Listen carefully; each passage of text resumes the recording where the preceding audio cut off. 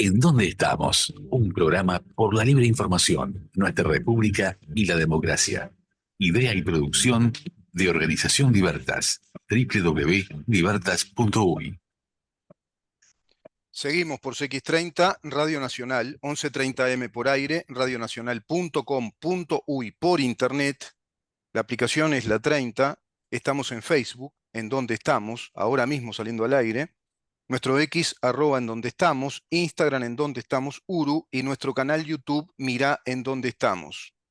Traza ese canal, te suscribís, es gratis, apretá la campanita para recibir información y te vas a encontrar con un universo periodístico inusual, totalmente excepcional, que es el que propone Libertas, nuestra fundación liberal. Podés ingresar a nuestra página web, o digamos mejor, nuestro portal digital, porque ya es eso, que es www.libertas.uy. www.libertas.uy, ese es nuestro portal digital. Tenés ahí también un compendio de información, de artículos, de ensayos, de muchísimo interés para todos nosotros en defensa de estos valores republicanos democráticos que estábamos conversando con el doctor Eduardo Luz. Realmente una conversación muy esclarecedora.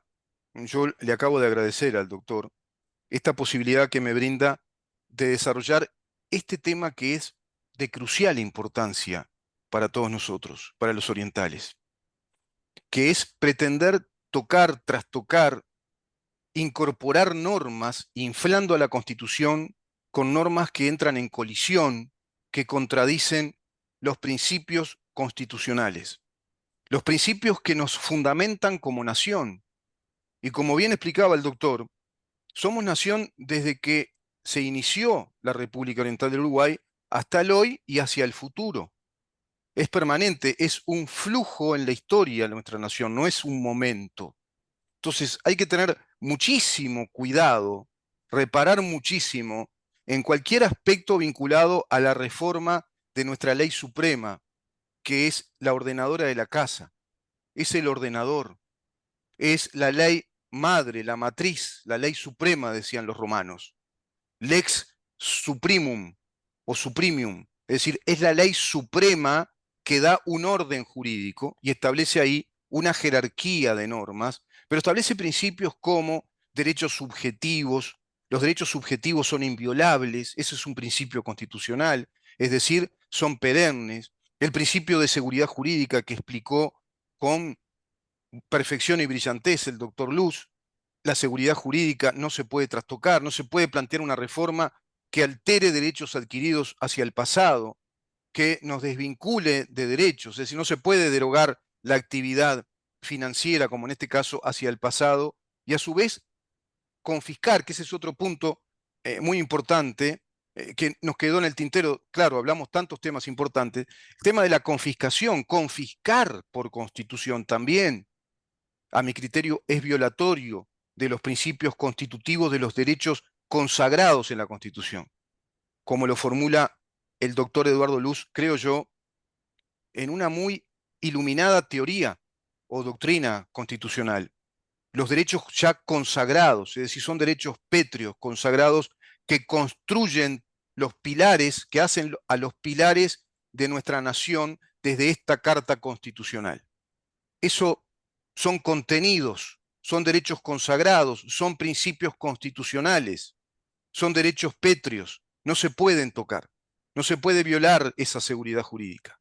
Bueno, eso pretende este plebiscito del PCNT, usufructuando tan solo un aspecto del funcionamiento de la democracia republicana, como lo es el aspecto formal de las mayorías, que también establece la Constitución de modo flexible para sus reformas parciales o totales, lo cual tendría que estar realmente en tela de juicio de parte de nuestro sistema político.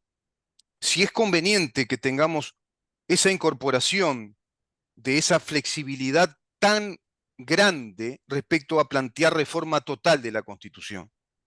Quizá se tendría que plantear que si se quiere modificar el régimen político, porque se trata de eso, si se quiere modificar la naturaleza del Estado, porque se trata de eso, ya con este plebiscito, bueno, habría que ir nuevamente a una constituyente que haga una refundación de la nación, del país, que construya otra nación.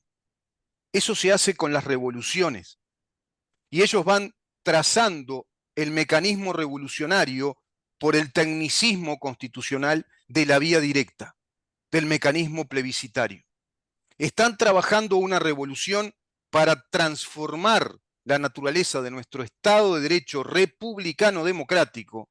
Están atentando contra la República, contra lo que la Constitución pronuncia como naturaleza consagratoria de nuestro país en el artículo 82, en el artículo 82 y también en el artículo 72, cuando manifiesta a texto expreso: la nación adopta para su gobierno la forma democrática republicana. Somos una democracia republicana de carácter representativo. Y eso quiere decir que los legisladores nos representan cuando delegamos en ellos la función legislativa en el marco o en el contexto del poder legislativo, pero nos representan mucho más si representan estos principios constitucionales, si no violan cuando legislan estos principios constitucionales, porque esas leyes devienen en una naturaleza de inconstitucionalidad. Por eso tenemos el Instituto de la Inconstitucionalidad, leyes que no responden a la Constitución, a los principios, a los mandatos, a los derechos constitucionales ya consagrados, porque ahí alteramos la estabilidad jurídica, el orden jurídico. Eso es lo que pretende el Partido Comunista a través de este plebiscito del PCNT, al cual adhieren organizaciones, ONGs de perfil marxista, adhieren también catedráticos, doctrinos de perfil marxista, alineados al neoconstitucionalismo y a las teorías sociologicistas y economicistas que nacieron ya en aquella Alemania de la teoría de Estado a fines de los años 30, comienzo de los 40. Y ahí tenés autores como el, digamos, constitucionalista pro-nazi, que fue Carl Schmitt, por ejemplo. Y ahí tenés a Hermann Heller, por ejemplo. Y tenés a doctrinos que hicieron todo el esfuerzo de plantear que el Estado Nacional de Derecho, como una república, debe ser un edicto perpetuo, debe dar estabilidad en principios, bueno, eternos como la igualdad ante la ley, como el principio de libertad, derecho inviolable a la vida, a la libertad, al honor, como lo tiene la actual Constitución alemana, que habla exactamente lo mismo que la nuestra, como lo tiene la Constitución italiana, de perfil garibaldino, muy parecida a la nuestra, como lo tiene la Constitución argentina de Alberdi, muy parecida a la nuestra, porque son constituciones de un modelo republicano, democrático, representativo, de contenido jurídico, político y filosófico liberal. Admiten la propiedad privada como derecho consagrado y a su vez constituyente del Estado, que constituye, es una construcción, un constructo jurídico desde la ciencia jurídica. ¿Qué te dicen los sociologicistas que eran muy amigos doctrinarios de los estados totalitarios, tanto del Estado nazi como del Estado soviético? Después, bueno, eso se va a perfilar hacia el neoconstitucionalismo. ¿Qué te dicen? Que todo esto es relativo y que no obedece a verdaderos valores éticos para fundar en el derecho estos principios. Eso te dicen. Un Carl Schmitt, por ejemplo. Te lo dice Heller. Te lo dice inclusive el doctrino argentino, el doctor Sebastián Soler. También termina adhiriendo a estas teorías sociológicas e históricas de la naturaleza del Estado. Y en nuestro país estamos minados de teóricos, de docentes universitarios del derecho constitucional, del derecho administrativo, del derecho público en general, de lo que los españoles llaman el derecho político, están muy adheridos a las teorías sociológicas e históricas del derecho. Qué curioso, ¿no? Porque el derecho es la ciencia de precisión que define los modelos económicos y el modelo de sociedad que se construye desde principios políticos y filosóficos, fundamentalmente. Primero la filosofía, luego la filosofía jurídica, luego la filosofía jurídico-política para construir una idea, un concepto de nación. Eso es lo que hicieron nuestros constituyentes. Es eso lo que hicieron. Y va a valer la pena repasar históricamente de quiénes se trató cuando hablamos de 1830 y comenzar a recuperar la memoria histórica de nuestra nación, muy olvidada. Ahora se viene el 19 de junio, el nacimiento del Tata, ¿no? Del abuelo de la patria o del padre de la patria. Bueno, ahí hay un cimiento, ahí hay una base fundamental de nuestra nacionalidad, que si bien no construye definitivamente a nuestra república, porque es construida en 1830, después de aquella cruzada libertadora, y nos constituimos como un Estado soberano independiente, dado que Artigas pugnaba por una federación, que es prácticamente lo que hoy es Argentina, pero tendríamos que estar unidos nosotros y los paraguayos, por ejemplo, en lo que sería aquel proyecto de las Provincias Unidas del Sur, pero como un modelo a imagen y semejanza, prácticamente una réplica del modelo norteamericano, de la gran federación republicana y democrática que tanta sangre, sudor y lágrimas, parafraseando a Churchill al inglés, le costó en aquel periodo de la presidencia de Abraham Lincoln, con la guerra de secesión. No fue pacífico, no se crean que los Estados Unidos la tuvieron fácil. Y nace esa enorme nación que es ejemplo del mundo del primer modelo en puridad republicano democrático, demostrando históricamente que esa teoría política del Estado, esa teoría filosófica y jurídica del Estado, era posible, que era aplicable, por ende, tiene convalidación científica, porque la historia como gran campo de ensayo demostró que es viable, incluso se proyecta al crecimiento, más allá de las etapas trágicas, como lo tiene toda sociedad humana. Lo mismo ha sucedido con el despertar hacia estas ideas antes de los Estados Unidos con la monarquía republicana parlamentaria en Inglaterra, cuando asumieron que tenían que tener separación de poderes y tener garantías jurídicas para su población, inclusive a nivel financiero, aduanero y de justicia.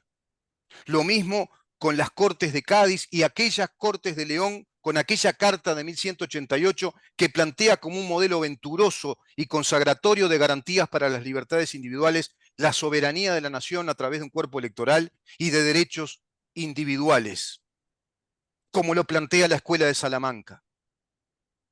Es impresionante la tradición que tenemos los liberales. Es impresionante el proyecto occidental de vida libre consagrada en una unidad social, política, jurídica, de armonía, de convivencia a través de los derechos, las garantías y las responsabilidades.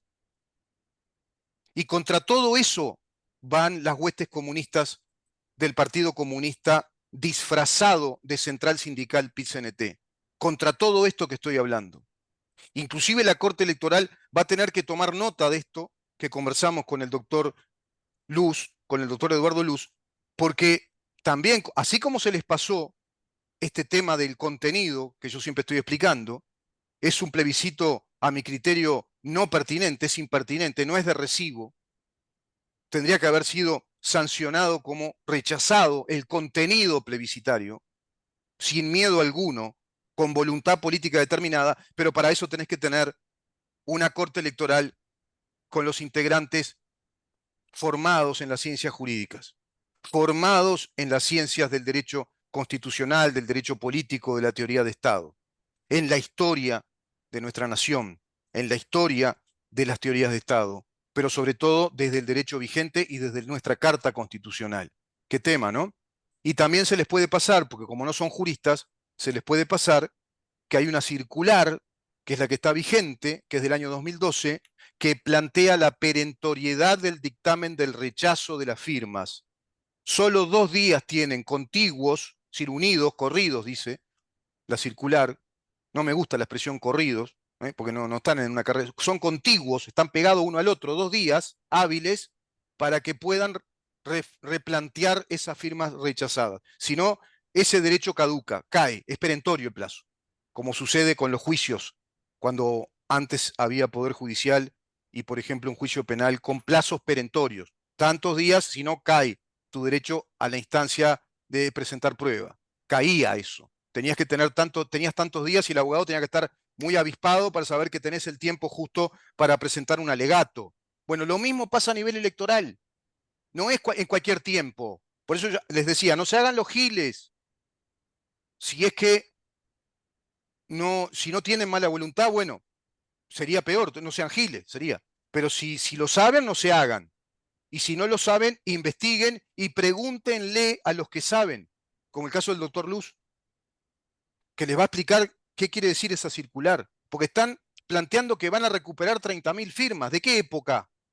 Si ya hay rechazos desde los primeros días de junio. Ya pasó, ya caducó todo eso, terminó.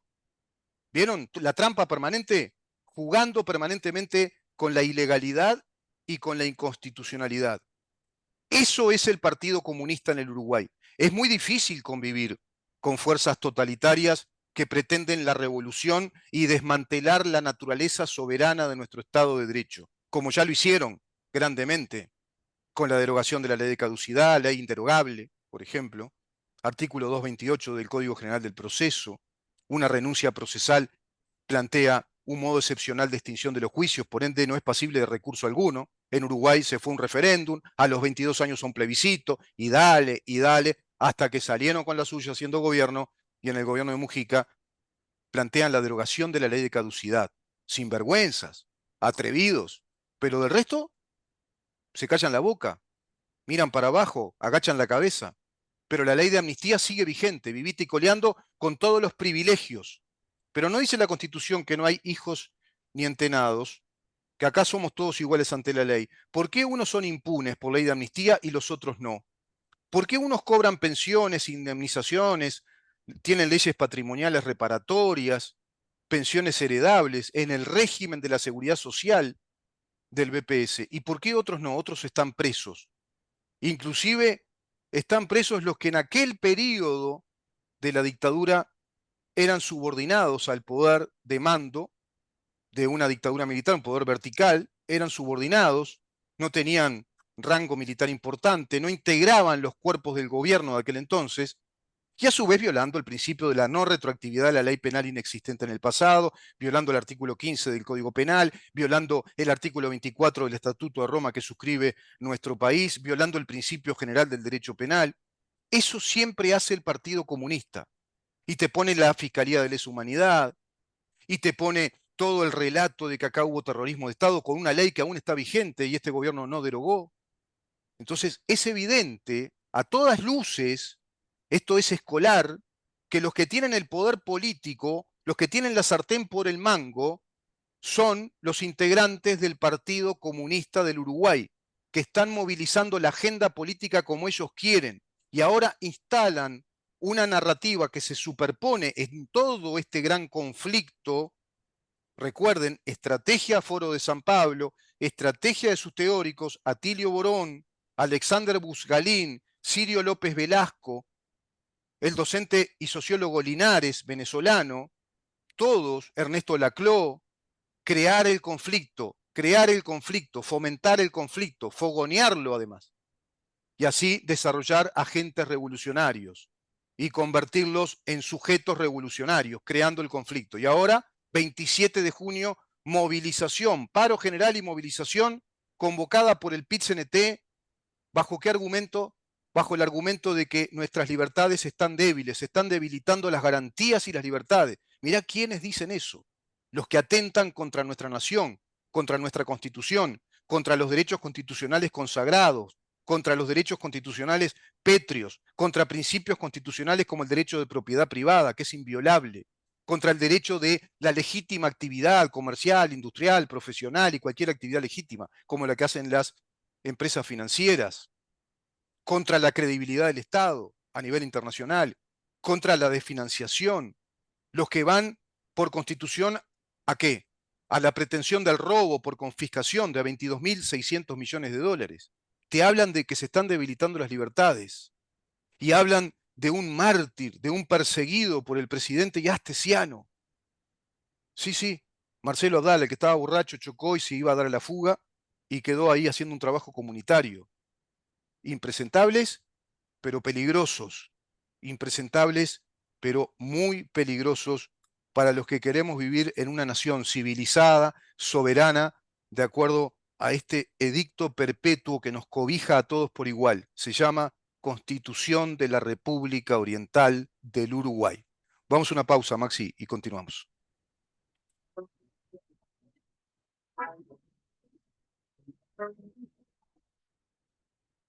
Buscamos, preguntamos, estudiamos, investigamos y publicamos para saber en dónde estamos.